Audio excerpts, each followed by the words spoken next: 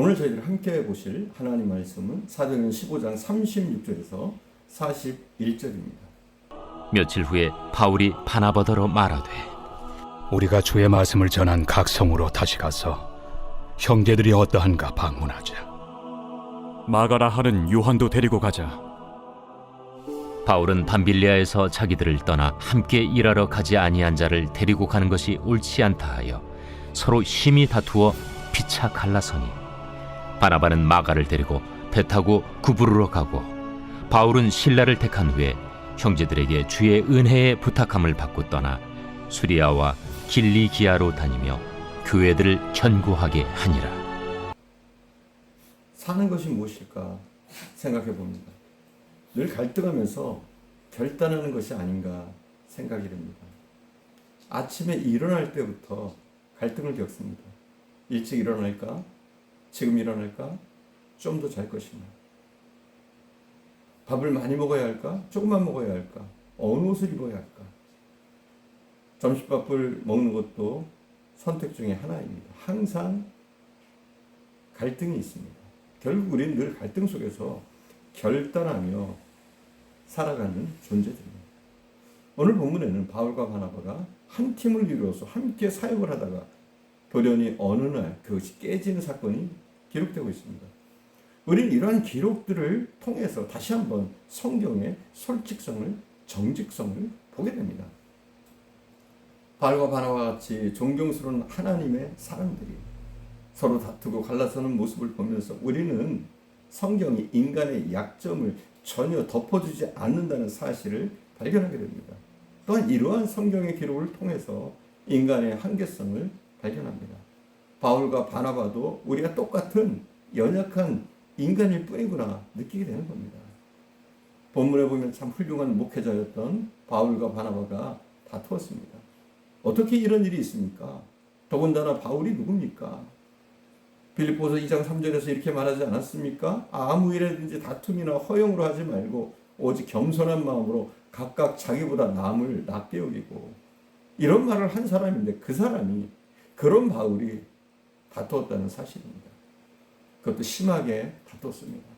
성경은 다투어서 피차 갈라섰다고 기록하고 있습니다. 살다 보면 누구나 겪는 갈등이 있습니다. 본문에 나타난 바울과 바나바의 갈등을 근거로 갈등이란 무엇인지, 어떻게 이해해야 하는지 우리가 함께 살펴보겠습니다. 갈등의 원인은 마가였습니다. 먼저 이들의 갈등의 원인을 보면 마가가 그 원인을 제공했습니다. 바나바와 마가는 조카와 삼촌 사이입니다. 전에 마가가 바울을 따라 전도 여행을 떠났는데 전도 여행 중에 바울과 바나바를 떠났습니다. 그가 왜 떠났는지, 왜 돌아오지 않았는지 여러 가지 설이 있습니다. 향수병을 앓았다, 애인이 그리워서 갔다, 어머니의 건강을 염려해서 갔다, 베드로와 함께 일하고 싶어서 갔다, 혹은 바울이 주도권을 가지고 자기 삼촌이 밀리는 것이 싫어서 그만뒀다. 뭐 이런 여러 동기를 이야기합니다. 그러나 동기야 어찌됐든 그는 도중에 그만둔 사람입니다.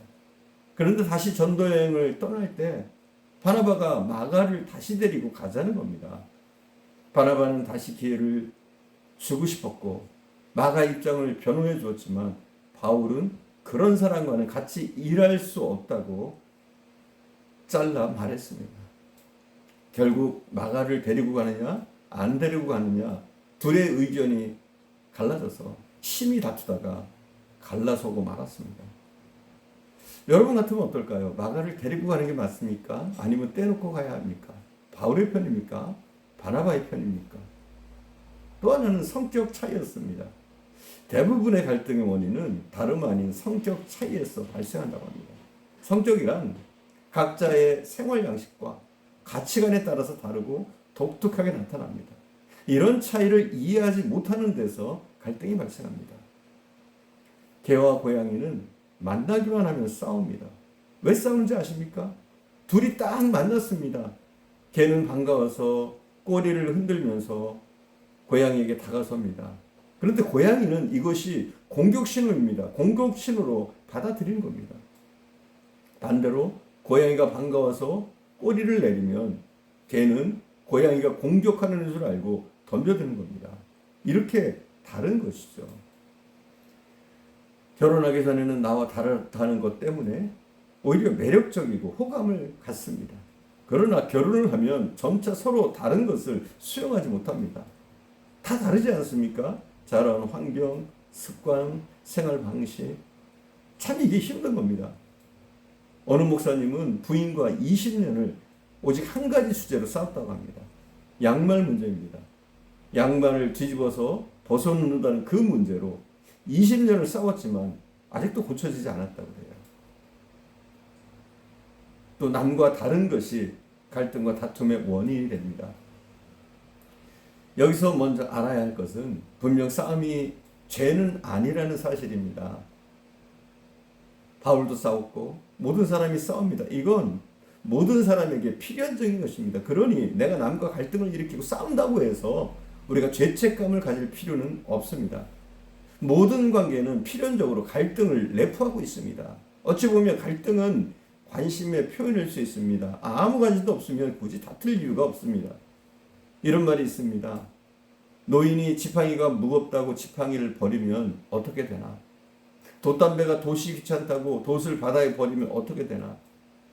다툼이 두려워서 인간관계를 피한다는 건 너무나 어리석다는 겁니다. 사람은 다르게 되어 있습니다. 같은 사람이 없습니다. 다 같으면 무슨 재미로 사람을 만납니까? 즉 타인과 다르기 때문에 타인과의 갈등은 필수 불가결한 것입니다. 그러니 우리가 대인관계를 시작할 때는 우선 다른 것을 인정하고 시작해야 됩니다. 갈등 자체는 선한 것도 악한 것도 아닙니다. 다만 각자 자기의 성격이 있고 그것이 남과 다르기 때문에 어쩔 수 없이 다툼이 있다면 기왕 갈등을 겪고 다툼을 하려면 그때 어떻게 해야 할까요? 그때는 기술적으로 다투어야 합니다. 다투더라도 극단은 피해야 합니다.